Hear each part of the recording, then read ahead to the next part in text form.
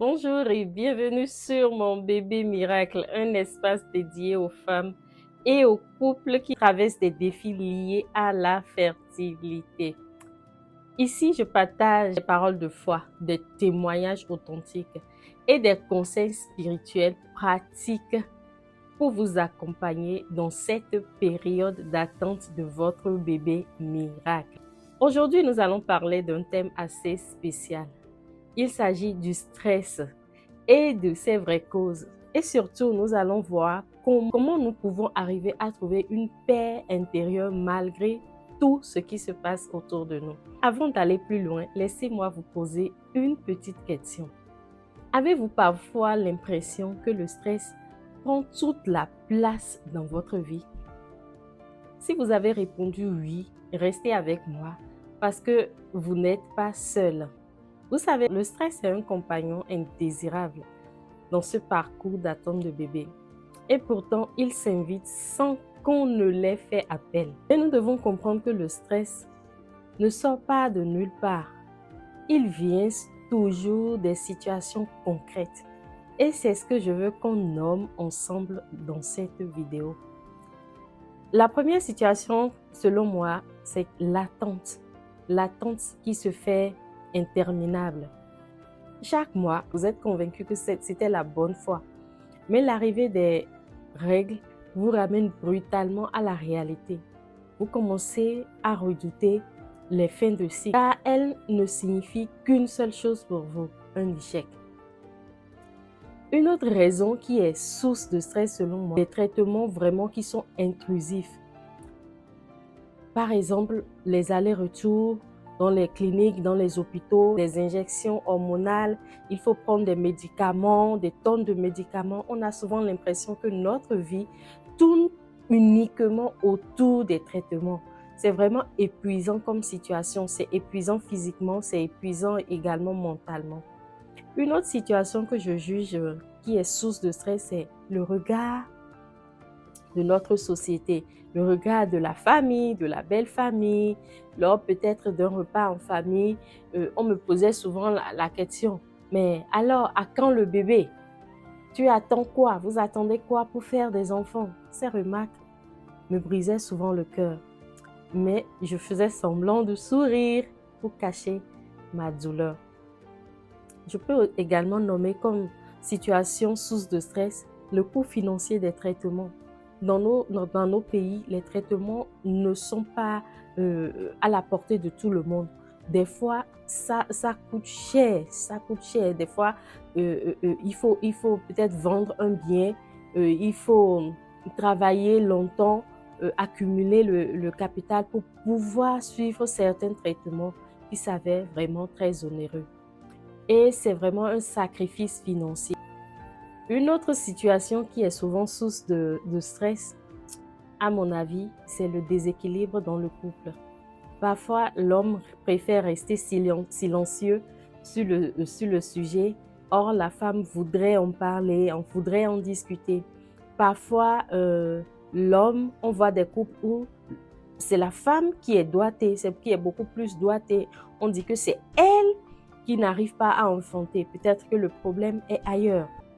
Une autre situation qui est source de stress, selon moi également, ce sont les fausses couches. Des fois, on arrive à obtenir la grossesse, mais cela ne va pas à terme. Elle ne va pas à terme au bout de quelques mois, au bout de quelques semaines, elle s'arrête. Je me rappelle avoir eu comme ça une grossesse qui s'est arrêtée au bout de 7 semaines. C'était vraiment stressant. Une autre source de stress que je vais également nommer, c'est surtout dans les milieux ecclésiastiques où juste après le mariage, c'est comme si tous les regards sont portés sur nous et même si les gens ne posent pas directement la question, tu sens quand même des regards qui te posent indirectement la question à quand le bébé, et ça nous donne beaucoup de stress. L'autre source de stress que je vais nommer, c'est cette question où on se dit, est-ce que je vais finalement enfanter? Est-ce que ce problème sera résolu un jour dans ma vie? Est-ce que moi-même je serai mère? Si jamais Et cela si jamais ça n'aboutissait pas, si jamais ces traitements n'aboutissent pas. Et on s'imagine le pire. Et ça nous stresse vraiment. Une autre source de stress que je vais nommer dans cette vidéo, ce sont les comparaisons. Peut-être que tu t'es marié bien avant telle personne, mais elle a eu la grossesse avant toi. Et c'est vraiment stressant. Dans mon cas également, lorsque j'étais dans ce parcours, je me rappelle des gens qui ont eu le miracle avant moi. Je me posais les questions, Seigneur, pourquoi pas moi? Qu'est-ce que j'ai fait pour mériter ceci? C'est comme si je ne méritais pas d'avoir des enfants. Je ne sais pas ce qui constitue pour vous une source de stress. Écrivez en commentaire pour me notifier qu'est-ce qui vous stresse dans votre parcours vers l'enfantement. Qu'est-ce qui vous stresse réellement? Toutes ces raisons que nous venons de voir, qui sont sources de stress dans nos vies, ne sont vraiment pas la volonté de notre Seigneur pour nous. C'est vrai que c'est notre réalité d'aujourd'hui, mais ce n'est pas la vérité de Dieu pour nous. Et pour aller un peu plus loin, il démontre que le stress produit une hormone que l'on appelle le cortisol. C'est une hormone qui interfère entre les autres hormones qui sont essentielles à la fertilité, comme la progestérone, comme l'oestrogène. Donc, cela crée un cercle vicieux. Plus vous êtes stressé, plus votre fertilité peut être affectée, ce qui entraîne encore une source de stress pour vous. Donc, le stress, vraiment, ce n'est pas quelque chose que nous devons laisser dans notre vie, je vais dire, que nous devons laisser permanent dans notre vie lorsque nous sommes à la quête de notre bébé miracle. En tant que croyants, nous avons une ressource précieuse qui est notre foi pour lutter contre le stress. C'est notre foi. La Bible nous offre des promesses, des encouragements et des outils pour traverser cette saison de notre vie avec sérénité et espoir et espérance et foi. Regardons comment cela peut s'appliquer à votre parcours. Je vais partager avec vous rapidement dans cette vidéo quelques clés basées sur la parole de Dieu pour vous aider à surmonter cette attente, à surmonter le stress et à vivre sereinement votre attente de votre bébé miracle. La première des choses à faire, c'est de déposer le fardeau aux pieds du Seigneur. Dans le livre de Matthieu 11, 28, il est dit « Venez à moi, vous tous qui êtes fatigués et chargés, et je vous donnerai du repos. » Et je vous donnerai du repos. Je me rappelle un jour, après avoir fait un test de grossesse, un énième traitement en plus, c'était un échec. J'avais vu seulement une seule barre. En ce jour-là, dans ma salle de bain, j'ai dit à Dieu, Seigneur, je ne peux plus porter ce poids toute seule. C'est lourd comme situation. Cette situation me dépasse. Je sais que tu m'as déjà béni par des enfants, mais je ne les vois pas encore. Mais tu sais, Seigneur, même si tu ne m'en donnes pas, je te servirai toujours, je te suivrai toujours. J'avais parlé, c'était un cœur à cœur avec Dieu que j'avais eu en ce moment-là. Et qu'est-ce que j'ai remarqué? Les semaines, les mois qui ont suivi, c'est comme s'il y a quelque chose, un poids qui m'avait été ôté. Je ne ressentais plus cette oppression, ce fardeau, non.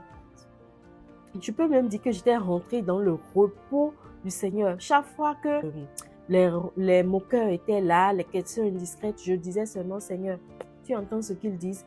C'est de toi qu'on parle, hein, ce n'est pas de moi qu'on parle. Cette situation-là, si ça t'arrange, ça m'arrange. Si ça ne t'arrange pas, Seigneur, tu peux la changer. Donc, c'était ma manière de déposer mon fardeau au pied de mon Père. Et il m'avait vraiment aidé à traverser cette période d'attente. Je pense que c'est une forme de lâcher prise. Vous avez également besoin de lâcher prise en ce moment. Si vous suivez cette vidéo, vous êtes dans cette situation d'attente, je vous invite vraiment à lâcher prise, à tout laisser entre les mains du Seigneur pour recevoir son repos, pour rentrer dans son repos dans cette situation. Amen. La deuxième chose que je vais partager avec vous, c'est d'être pleinement consciente que Dieu est avec vous dans cette situation. Dieu est avec vous dans cette situation. Dans le livre d'Ésaïe 41, le verset 10, il est écrit « Ne crains rien, car je suis avec toi. Ne promène pas des regards inquiets, car je suis ton Dieu. Je te fortifie, je viens à ton secours. Je te soutiens de ma droite triomphante. » Ça, c'est une grande promesse de la part du Seigneur. Il dit, je te soutiens. L'Éternel vous soutient réellement dans cette situation. Il y a un autre verset dans Deutéronome 31, verset 6 qui dit, fortifiez-vous et ayez du courage. Ne craignez point et ne soyez point effrayés devant eux. Car l'Éternel, ton Dieu, marchera devant toi, marchera lui-même avec toi. Il ne te délaissera pas. Il ne t'abandonnera pas. L'Éternel ne peut pas vous abandonner dans cette situation-là. Souvenez-vous également de David. Dans le psaume 23, qu'est-ce qu'il a dit? Il dit, quand je marche dans la vallée de l'ombre de la mort, je ne crains aucun mal, car tu es avec moi. L'Éternel est avec vous. Une chose est de savoir qu'il est avec vous, mais une autre chose est d'être pleinement conscient de ce que dans cette situation que vous traversez, vous n'êtes pas seul, que votre Créateur est pleinement avec vous. Ça fait toute la différence. Lorsque vous êtes conscient qu'il y a l'être le plus suprême, que le Créateur de toutes choses, le Créateur de la vie est avec vous dans cette situation, ça fait toute la différence. Vous ne voyez plus les choses de la même manière. Vous ne voyez plus les défis, ces défis comme vos défis, mais vous les voyez désormais comme étant des défis de votre Créateur. Amen.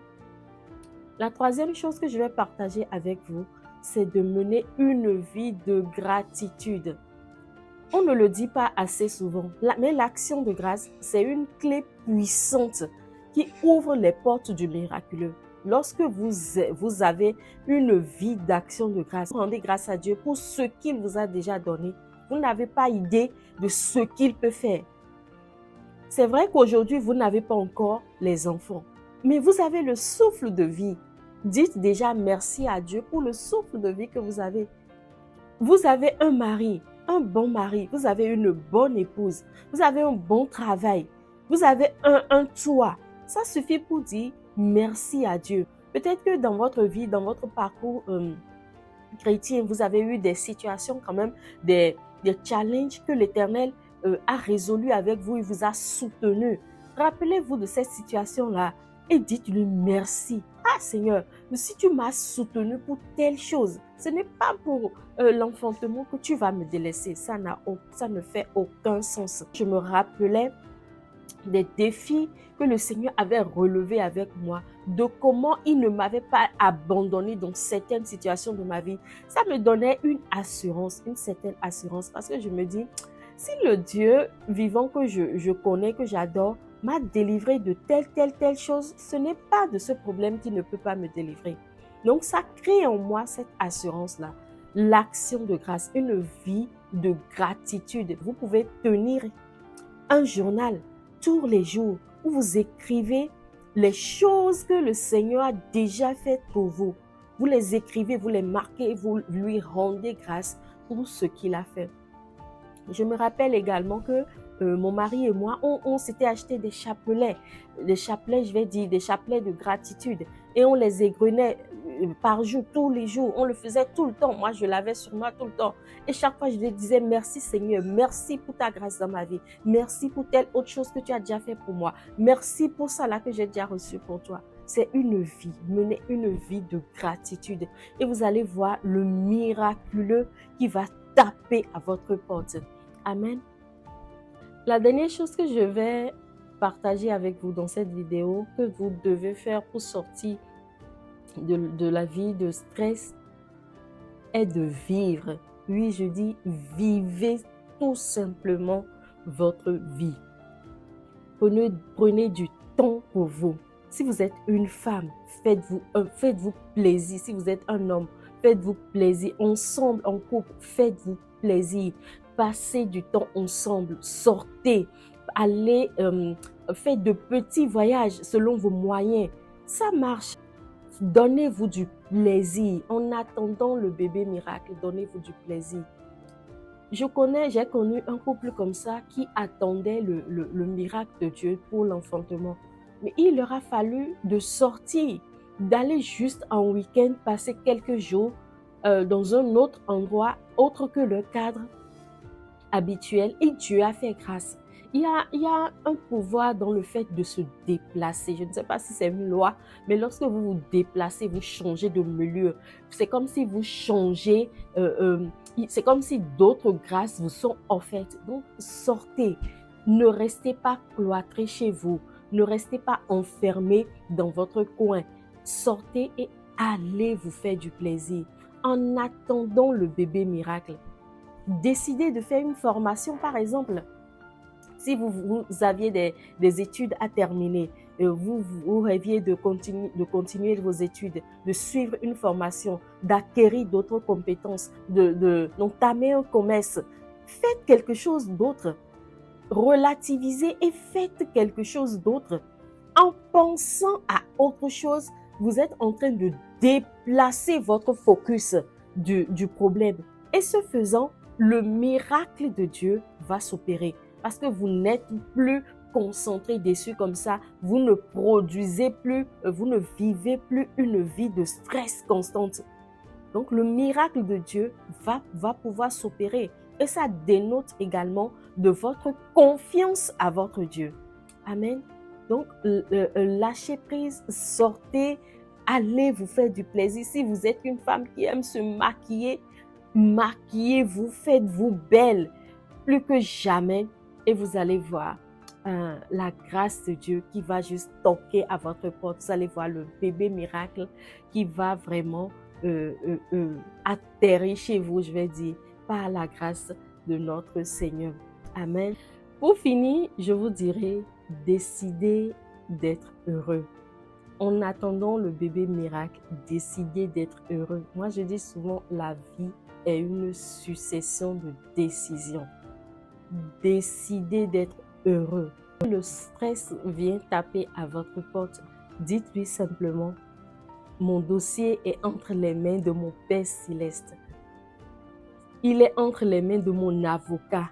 Il est entre les mains du plus grand médecin qui existe. En lui résistant avec la parole de Dieu, je vous promets qu'il vous laissera tranquille. Demeurez bénis et que la paix de Dieu qui surpasse toute intelligence du monde, tel que Jésus l'a dit. Il dit, je vous donne ma paix, je vous laisse ma paix. Que la paix de Jésus-Christ vous soit donnée dans cette situation. Amen. Si vous avez suivi cette vidéo, vous n'avez pas encore donné votre vie à Jésus, c'est le moment de le faire. Faites juste cette prière avec moi. Seigneur Jésus, je te dis merci pour le don de la vie. Merci pour ta grâce qui est avec moi et qui est sur moi. Aujourd'hui, je décide de te donner ma vie. À partir de ce jour, tu deviens le Seigneur et le Sauveur de ma vie. Tout en moi t'appartient. Donne-moi la grâce de te suivre jusqu'à la fin de mes jours. Amen. Je vous dis félicitations. Bienvenue dans le royaume de Dieu. Le ciel est en joie en ce moment, selon ce qu'il est dit dans la parole de Dieu. Bienvenue dans la grande famille des enfants de Dieu. Amen. Si vous avez aimé cette vidéo, n'hésitez pas à la liker, à la partager et surtout activer la cloche de notification pour recevoir toutes les vidéos que je vais publier sur ma chaîne. Amen. Demeurez bénis et à très bientôt.